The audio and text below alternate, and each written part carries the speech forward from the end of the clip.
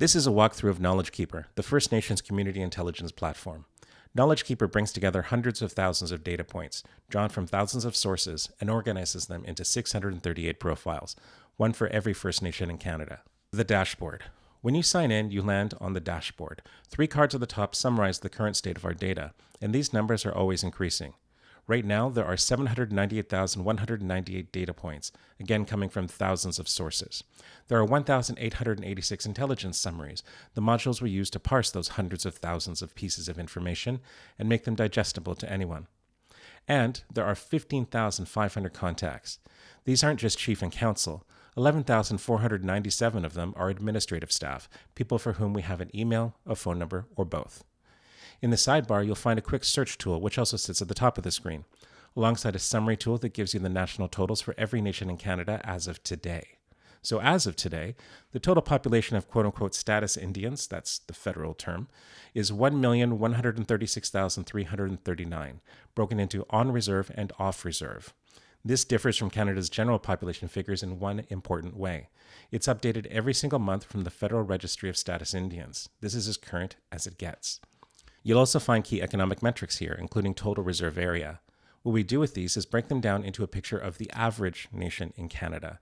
And that's the part that matters. We constantly hear about a nation with 1,000 people, or 500, or a nation with 50% outsourced income, or one that's 90% federally dependent. None of it means anything unless you know what it's being measured against. This tells you what it is being measured against. So the Algonquins of Barrier Lake have 6.1% own source income. Is that good or bad? The average is 25.1%, so there's room to grow. The Alexis Nakota Sioux Nation has 25.6%, dead center. And then there are the nations that stand out. The Musqueam First Nation has 79.8% own source revenue. Spectacularly good, more than 3 times the average. The average nation relies on federal transfers for 54.4% of its budget. For Musqueam, that share drops to 17.3%. You can navigate the dashboard by finances, by lands, by governance, or by overview. And each lens surfaces something different. The largest and smallest nations by population, the largest and smallest nations by geography, when the next elections are, which nations are under land code, and the contact information for the people who administer those land codes. When you find a nation you want to dig into, you click its name and a profile opens.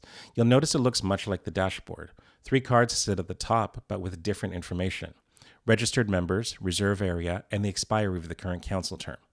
This nation's council term, for example, is expiring just a few months from now. Below the cards are the modules, the same set you saw on the dashboard: overview, governance, contacts, economy, lands, legal, and media. 2 more are under construction. They are third-party reports and banned publications. They are being released gradually as we expand the platform.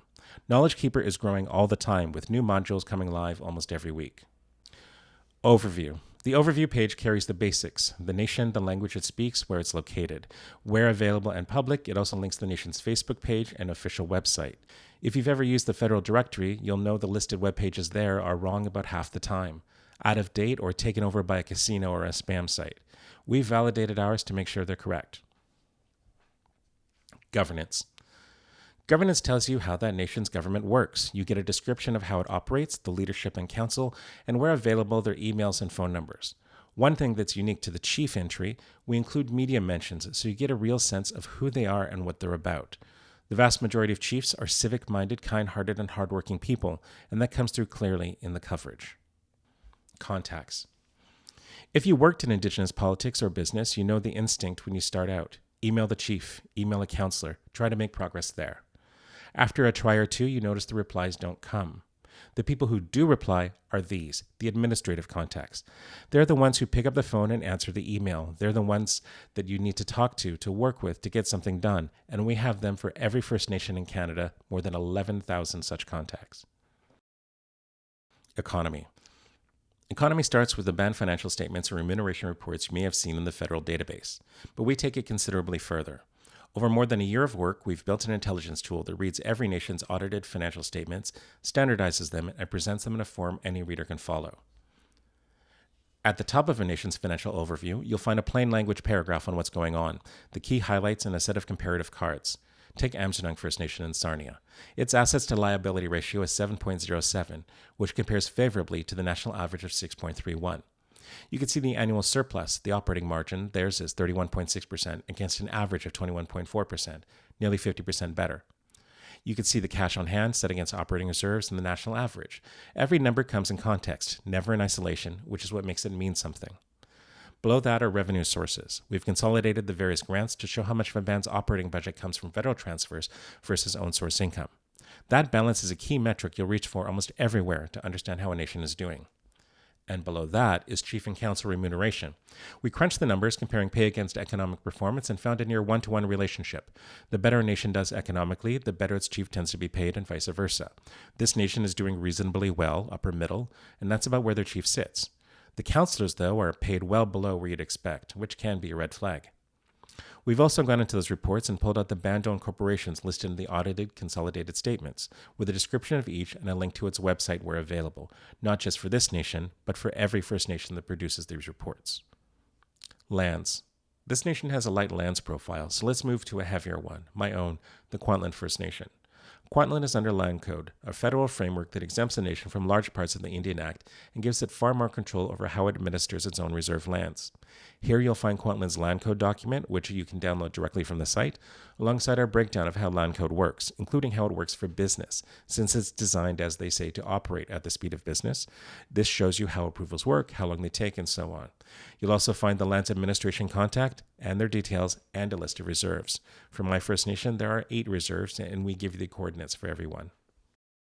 Legal affairs. For each nation, we include all of its publicly accessible bylaws with links, along with its specific claims and land claims, which are different things. Land claims are comprehensive claims over a whole territory tied to self-government and sovereignty, while specific claims litigate a past wrong to reserved lands, for example, a parcel taken without compensation or taken underhandedly, and those are summarized here. Above them sit all of the litigation the nation has been involved in that's findable through the courts, consolidated in one place.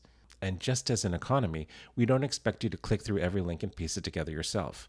We've done the analysis. There's an intelligence summary, one paragraph on what's going on legally, broken out into governance stability, business environment, and intergovernmental relations. Below that is a land claims overview, then bylaw coverage, where we check whether the nation is under FNFMA and FNLMA.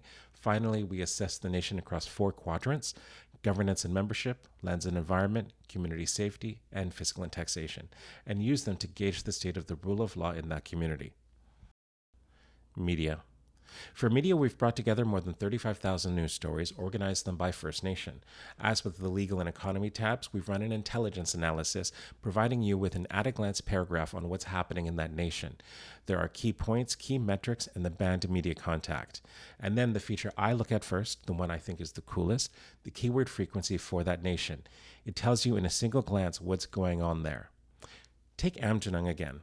Scroll down to the media tab and it's immediately clear the community is beset by environmental racism. Nearly all the top stories are about it.